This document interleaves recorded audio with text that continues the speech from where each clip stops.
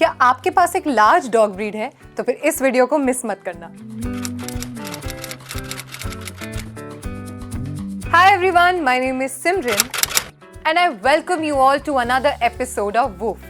अगर आप एक लार्ज डॉग ब्रीड ओनर हैं, देन आप अच्छे से जानते हैं इनकी एनर्जी लेवल्स, इनका लविंग एंड केयरिंग नेचर कितना ज़्यादा हमें इनकी तरफ अट्रैक्ट करता है। बट जितनी बड़ी इनकी एनर्जी लेवल्स होती है, उतनी बड़े इनके साथ चैलेंजेस भी होते हैं। सो डोंट वरी, आज के इस एपिसोड में मैं कुछ आपको ऐसी टिप्स देने वाली हूँ जो कि हर एक लार्ज डॉग ब्रीड ओनर को पता होनी चाहिए। So ready? Let's go and start this episode. हम सबसे पहले सबसे इंपॉर्टेंट टॉपिक से स्टार्ट करते हैं, that is nutrition.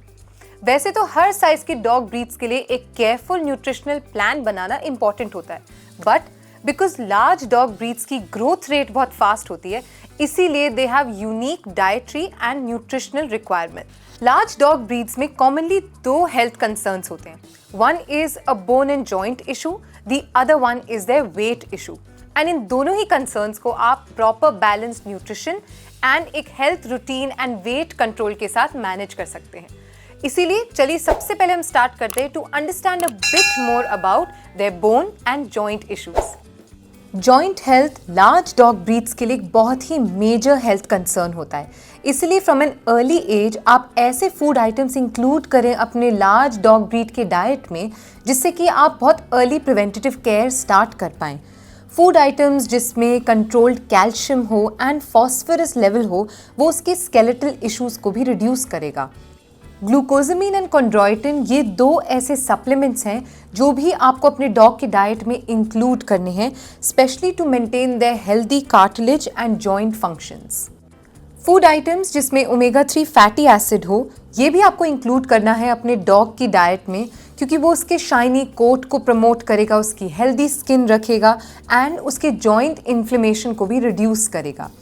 But remember, always consult with your veterinarian किसी भी फूड आइटम्स को अपने डॉग ब्रीड की डाइट में इंक्लूड करने से पहले। टिप नंबर 2, जितना इंपॉर्टेंट है इन डॉग्स का न्यूट्रिशन, उतनी ही ज़्यादा इंपॉर्टेंट है इस न्यूट्रिशन की क्वांटिटी।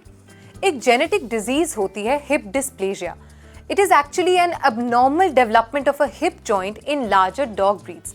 ये बहुत कॉमन जेनेटिक डिजीज है जो कि लार्ज डॉग ब्रीड्स में होती है, but it is also influenced by other factors like excessive weight gain and irregular exercise routine.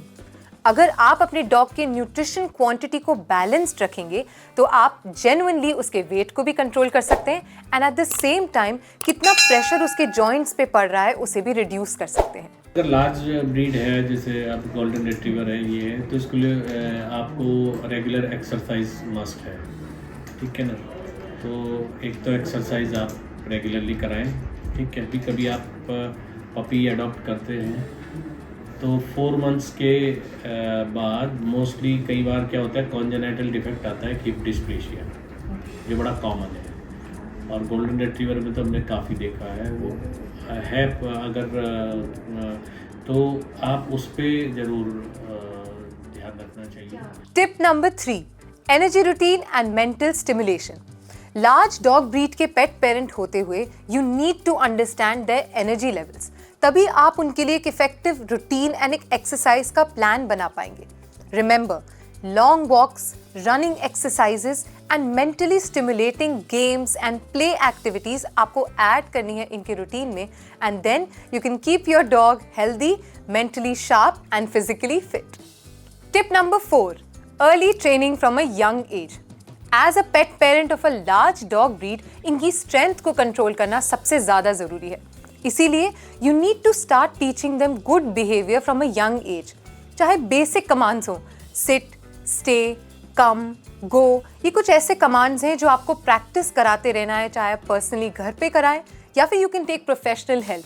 But early training आपको बहुत ज़्यादा हेल्प करेगी इनके बिहेवियर को सेट एंड कंट्रोल करने में। Tip number 5, space allocation.